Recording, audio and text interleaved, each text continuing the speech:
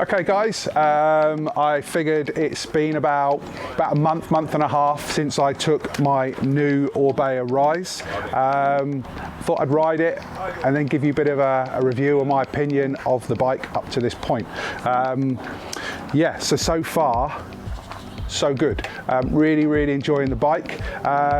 Quickly, someone did say to me, I had two different bikes, one at 170 and one at 150, and they said, what was the ideal bike for you? And I said I would have a 160 29er, which is partly the reason why I picked this bike.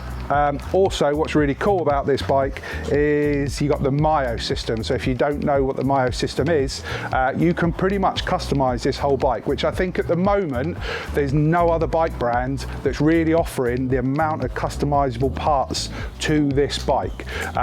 So basically what you see here is I picked the colors, I also picked the spec of the bike, and then you can even have little bits like this, where I put a little bit of writing on the back just to make it and personalize it so it's mine. A bit of a story behind that, which I won't bore you with, but it's pretty cool. So yeah, you can basically tweak it however you want. So I'm 6'3", so I went for the extra large, and it pretty much fits me spot on, I have to say.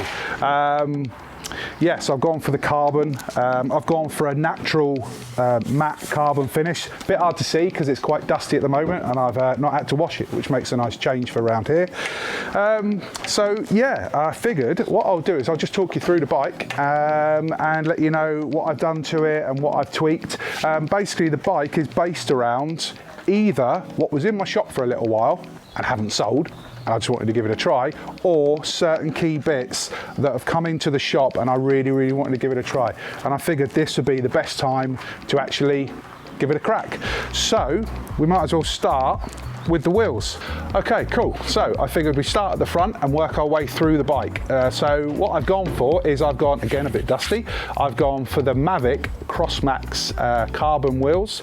I personally do like a carbon wheel. I know they're not for everybody. Obviously the flex in them, but for me, being a bigger guy anyway, I do like the slightly more stiffer wheel, basically. So yeah, love these so far. And then the other thing that I really wanted to try were the Muck-Off big bore valves. Since I've had them on my bike, I've been so impressed. They're flying out the shop now. I think everybody's starting to believe me that they are the best. And they really are. They're really good, really simple and really easy to use. So no more valve cores to faff about with. So yeah, I definitely recommend that as a little upgrade. They're not cheap for a pair of valves. You're talking about 40 quid, but once you've done it, you won't choose any other valve. So yeah, just taking a new delivery of those, so that's pretty cool. Swapped out the tyres. It did come a Maxxis, but I've gone over to the Continentals. I've got Cryptotals 29 by 2.4s. I absolutely love these tyres. Loads of grip, but also really tough sidewalls. So I've been able to run my tyres a lot lower than what I would normally, so it's given me a lot more grip. And then really the next thing, which a lot of people have been coming into the shop and been asking about, are trick stuff brakes. I've been wanting to get my hands on these for a long time. Again, they're not the cheapest of brakes. There are very good brakes on the market. They're a hell of a lot cheaper than these. But I figured what better way to actually give them a try, because I do believe if you're going to spend this sort of money, you need to be talking to somebody that's actually ridden them to justify why you'd even spend that sort of money. They come in a lovely wooden box, and yeah, they with a little note letting you know who's actually built them. Whether it's still worth the sort of money, that's still debatable. But I went for the trick stuff, more of the trail brake. They do a more heavy duty brake. I've gone with the Diatrissima, and actually got an opportunity to get my hands on a set of the limited edition ones. So, you know, when these things come up, you sort of grab them basically. But yeah, bedded them in now, and I have to say, they run absolutely mint, but it's the lever feel. The quality of these brakes are on another level. Everybody that's come in has sort of like squeezed them, has said the same sort of thing. So yeah, if you've got a bike and you're gonna look after it and keep it for another year or two and you want to pimp the bike, this is definitely a good little upgrade that you might want to spend to put on your bike. Okay, so we're making our way through the bike now.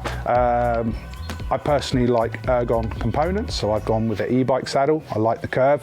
I tilt the nose down on mine just a tad, just so it puts my seat bones in the right place. So yeah, been riding the ergon saddles for a long time now. Really like them. And then this is probably the newest bit of kit I've put on the bike. I only put it on last week actually. I really like the Axis dropper seat posts. When this one came out, it was a no-brainer for me. Being my height, I've always had to have a 175 drop, which meant I had quite a bit of seat post out of the frame. Now I've got one of the new ones in. It's brilliant because it's about £200–250 cheaper than the older one. It's less stuff going on inside it basically. I won't bore you to tears with what's going on inside it. There's no oil anymore, it's all air chambers. So nice and easy. It's lighter, I've definitely noticed. I can't tell you how much lighter, but I've noticed it is a hell of a lot lighter. They've moved the battery and all the gubbins from underneath the seat and put it down here. And the main thing for me is now I've been able to squeeze a 225mm drop seat post in the bike. They actually do one that goes up to 250, which is crazy, the length. But what's great about this bike is this seat tube will actually take a 230mm drop seat post. So for me, it's great. The only weird thing now is having the seat so low, it almost feels a bit strange. I haven't got it, you know, when I'm descending, I actually can't feel it at all anymore. So we've just had these in the shop, so they're available to buy right now. We're going to move on to the drivetrain. This bike, when I spec'd it, actually came with Shimano XT throughout, which they always say you either fall into a SRAM or a Shimano camp. To be honest, I don't mind riding either, but I have to say I am a fan of the T-Type now. So when I was thinking about this bike, I wanted to spec T-Type on it, and I was putting another set of wheels on it, so it was easy to put a different free hub on it. So so I've gone with the XO T-Type on it. Like I say, I've had previous Axis, really like it. Once you get over how you set it up, it feels weird, the thought of setting up a bike and having to use an app on your phone. It's not normal, but if you believe in the process, it does actually work. The only other thing is I swapped out the pedal arms and put it over to an XT. As soon as I'm down here, we might as well talk about it. This bike, you can either have it with a coil or an air shock. The top end does come with the coil anyway, but that's the beauty of the Myo system. You can pick and choose what you want. And even the size of the spring as well. So it was great. So when I spec'd this bike, I did actually spec it for a spring for two reasons. One is it matches the bike really well, but also the key thing that I've really noticed with this is how the bike reacts, especially coming out of corners where you can press into it and push like out of a berm. I've found the acceleration that I get out of this is way faster than what I was getting out of an air shock. I mean, that may not be right, it's just what I've noticed. So I'm really liking this, and it's an e-bike, so the idea of having a coil on your shock and it being a bit boggy and a bit sluggish, I'm on an e-bike, so it doesn't really matter. And I've also got a climb switch on this, so it all helps. And the last thing really that I want to talk about is the e-bike side of it, which is the motor, battery and controls and everything else. So this comes with the EP8 RS, stands for Rider Synergy. Basically, when you go into the app on your phone, you can choose which mode you want it in. I've just been riding it in the normal sort of mode. Just quickly, so on the system, you can pick what sized battery you can have in the bike as well. So with this bike, you can either have a long travel or a short travel. This is the long travel, so it's 160mm on the fork, and then you get a choice of your battery size. I figured, do you know what? I might as well just go, well, they class it full fat. I'm a little bit bored of hearing this full fat word now. I think it's a bit old hat. I think the way things are moving forward at the moment, I think this is just a really good e-bike. I think full fat, lightweight, because in effect you've got a full fat in a lightweight frame. So, you know, I just think it needs to be called an e-bike. It's the way it's going in my opinion anyway. So I went with a 630 watt battery in the down tube, and I also spec'd it with a range extender as well. To be honest with you, I've not needed to use the range extender yet. This battery is so good, it's blown me away with how far you can go on it. And like I say, I'm not a light guy. As you can see, I'm a bit of a big guy, so I expect my batteries to die fairly quick. What's also really cool about this bike, or the way this system works, is if you've got a range extender, it will use the range extender battery first, and then when that one's dead, it will then switch over to the battery in the frame. So this is really good for people that are going away for maybe for a couple of days and they don't have access to power, if they're camping, or even if you're racing and you want to use the range extender for your practice, and then maybe take that off and then race in the afternoon with the battery. So yeah, so the RS, it's not race mode, it's the rider synergy it stands for. So what it does, rider synergy is really good if you are going out for a big day and you want to use the motor in a more economical way, you can put it in that mode and it will eke out and give you a bit more. There's loads more other stuff. I'm like the worst person when it comes to tech and things like that. You know, I get a mobile phone, I just want to know how to use it and text, that's about it. I'm the same with an e-bike to a certain extent. There'll be people out there that know way more than what I do and do way more with it.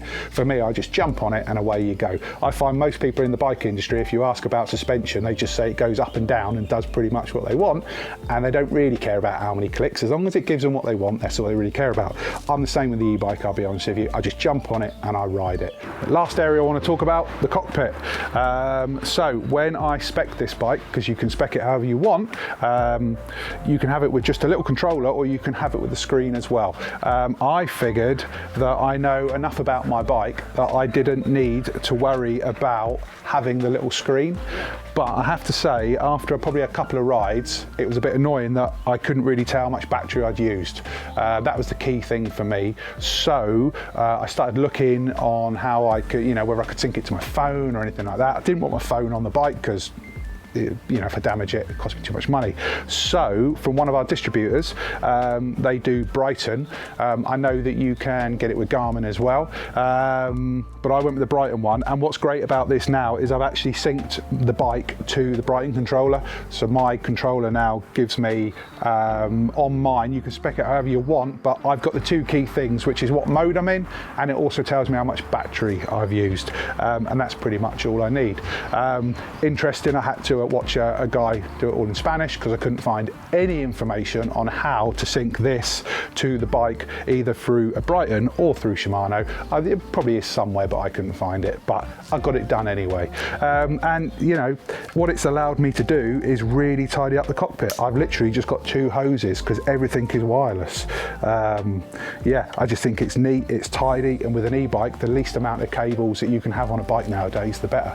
Okay, so there's not much else to say other than we are your local Orbea dealer if you're in South Wales. If you want to talk to somebody who actually has ridden one of these and talk your ear off like I've just done, then yeah, come on down. You can either, if you want, you can do the Myo system yourself. You can go on Orbea's website and you can actually spec the bike yourself, and you can email it to us and we can order your bike that way, or just come on down, we'll have a really good chat, make you a cup of tea or a coffee, and actually spec your own bike. They also do standard colours and specs as well, a little bit cheaper. The Myo does cost you a few more quid, but to be honest, I think if you are spending this much money, it is quite nice to actually customise it and have it exactly how you want it. So yeah, come on down and we can have a chat about your next potential bike. Cheers guys.